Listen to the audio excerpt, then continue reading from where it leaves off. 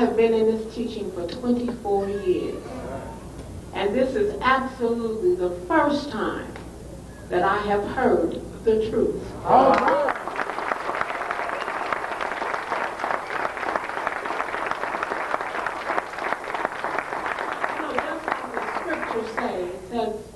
Know the truth, and the truth shall set you free. And I feel absolutely free now. All right. I'm telling you, it's just like walking around heaven all day. All right. And Dr. Kinley, regardless of what anybody says to you, and Mrs. Kinley, whatever anybody says, don't worry about it. Because you're on the right track. Yeah. See, you are Yahweh Elohim manifested in a coat of flesh. And I know that because I am too. And I love you very much. I love all of you. It's been wonderful this week.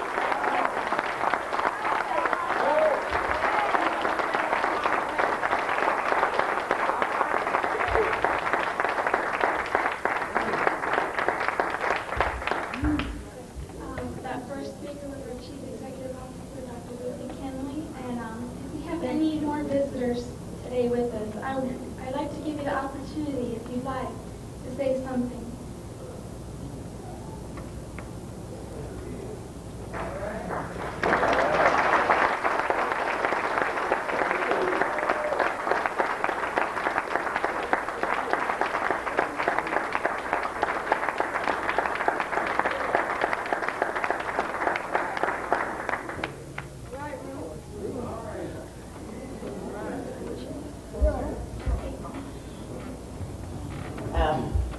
I'm Ruth Cobb, and I'm from the Springfield class. All right. But I would like to say, as long as I have been in the school, I have been very satisfied because I know I've heard the truth, and it has been proven, and no man has been able to refute it. Right. Now, for one thing, as I said, now our founder, Dr. H.C. Kinley, I recognized who was manifesting in that body. All right. Now listen, anybody with any sense at all knows that no man with a 6th grade education could put it together and make it fit the creation and also your body. Right. That's an impossibility. Right. See, you just can't do that. And I recognize that. Now, I've hung in school, see, through thick and thin. All right. Dr. Kinley knows what I'm talking about. That's right. Dr. Glenn Kinley. That's right. See? But Yahweh did not allow me to leave, regardless of what comes up, or regardless of who wants to act nasty. You see, Okay. you got to get above that. All right. See? Why? Because it's not about no flesh and blood. And that is the bottom line.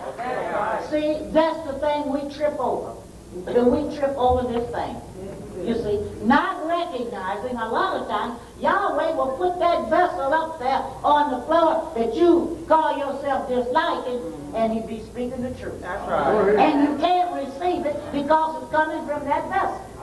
You see what I'm saying? Now you can't do that on your own. You can't get above this flesh on your own. You see, but you have to have a sincere desire towards it. That's right. See?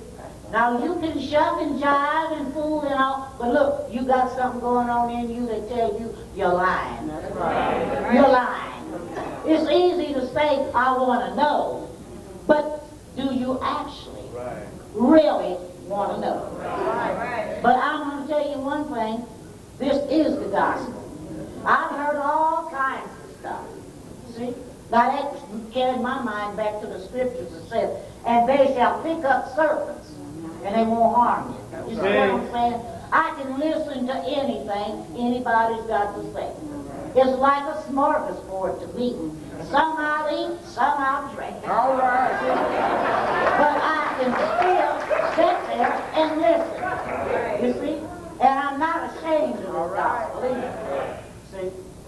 And wherever, see, I am, you see, I do try and impart the IDMR to the vessel, regardless of whether they come or they don't. But I feel that I have a pearl that's hidden in here that I would like to share. But listen, people don't really want to know. They'll tell you, oh, I want to know. I like to know the truth. You tell them, you present the evidence. You see what I'm saying? And yet and still, they won't buy it. See? But now, like I said, they can't help that. They have some help. I mean, they had some help. And I don't mean a little bit of help. I'm talking about the adversary. You talking about having some power. You can sit and deceive yourself. Nobody don't have to come up to you and tell you nothing. It's just one of those things. Because as long as you got this carnal, natural mind, listen, when you cannot separate when it comes to your Creator, listen, you're in trouble. As I remember one thing Dr. Kinley saying that always stuck in my mind. He said this at my mother's funeral also. He said, he quoted, if in this life only we have hope. He said we would be of all men most miserable. But I want to tell you one thing. This gospel has raised a lot from the dead. Hey, I'm not talking about 2,000 years ago out there when Yahshua hung on the cross. I'm talking about now, present tense. It will raise you from the dead. So I don't worry about dying. I worry about living. You know what I'm saying? See? Because I recognize that this flesh has always been dead. It's never been alive.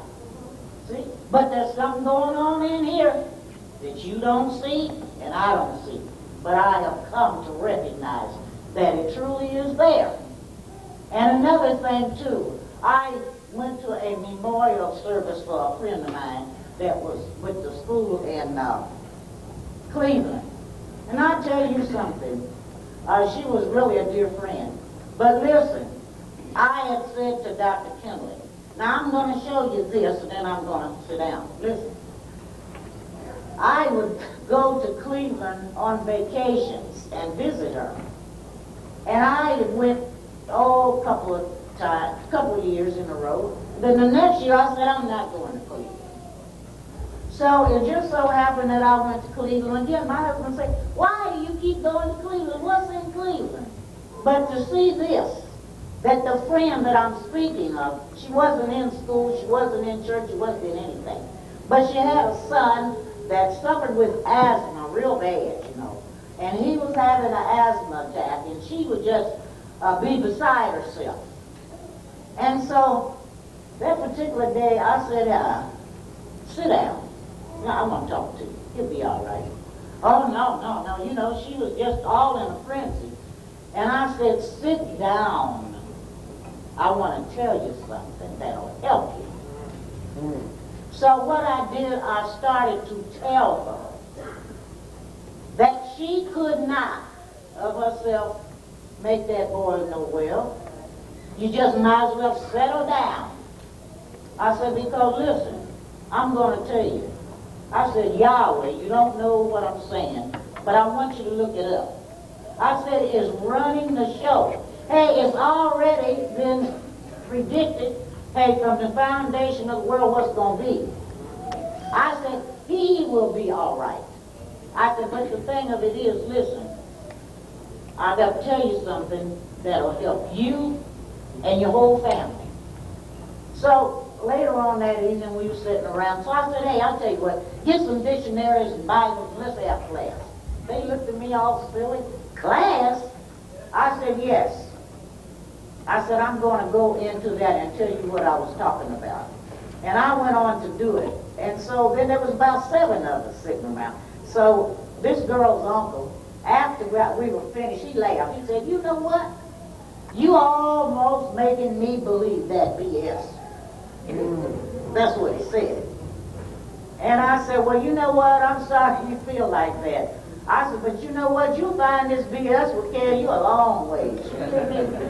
And so he kind of laughed. But listen, I'm going to show you. Yahweh used me as a vessel to get to her So when I told her about it, and she listened, I'm going to tell you, he's a quickening spirit.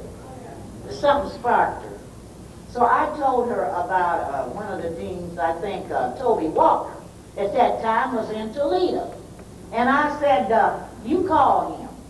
I said, because there is a small class in Akron. Now this is not very far from Cleveland. So however, what she did, she called him. And I think he came down and they went to Akron. After that first visit, she went back alone. So she was so elated. She got to telling everybody. So what she did, she brought all her relatives together and started having a class in her house and asked Toby to come down every so often and teach. But do you know what? After she stayed in school. So just to tell you, after all that took place, Yahweh was putting that thing together. Then what happened? It began to grow and grow. And then that's how the school came about in Cleveland, Ohio. At the time, Dr. Kenner was in the flesh. And I said to him, I said, you know what? I said, Doc, I said, there might be something brewing in Cleveland. He said, yep. Just like that. That's all he said. But listen, to show you the